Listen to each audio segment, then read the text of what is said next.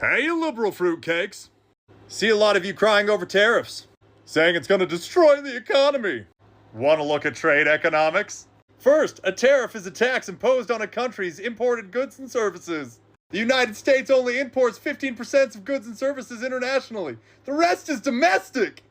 Now, a lot of you are concerned about what's happening with Canada and Mexico. Well, you remember that 15% I talked about? Canada and Mexico only produce 5% of that. That means between both of them, they only produce 5% of the United States GDP. So guess what? This trade war is going to turn both of those places into a third world country, although Mexico already is one. Now the reality is we don't want that, but the United States is tired of being taken advantage of by the countries who are refusing to pay their fair share. And we all know you guys want fair share. And tariffs are a way of achieving that. Now let's look at Canada. 20% of the GDP of Canada comes from the United States trade agreements.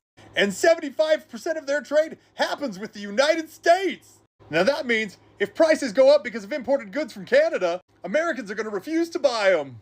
Meaning, Canada's not going to make any money. And as we're 75% of their trade, that's going to be detrimental to their economy. And Mexico doesn't even remotely have a leg to stand on, with 40% of their GDP tied into American export.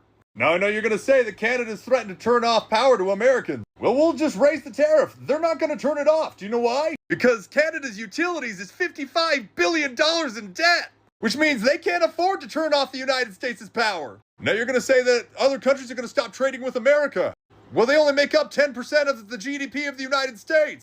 And we'll just pull funding from NATO, because we fund 75% of that, which means all of them would have to cut their social services, like Canada paying reparations rather than investing in their own military. Which they didn't. They spent more money on social services than investing in their own military. The reality is tariffs are good when coupled with tax cuts for the United States. Yes, it will be inflationary. The numbers that we're seeing are about 0.5%.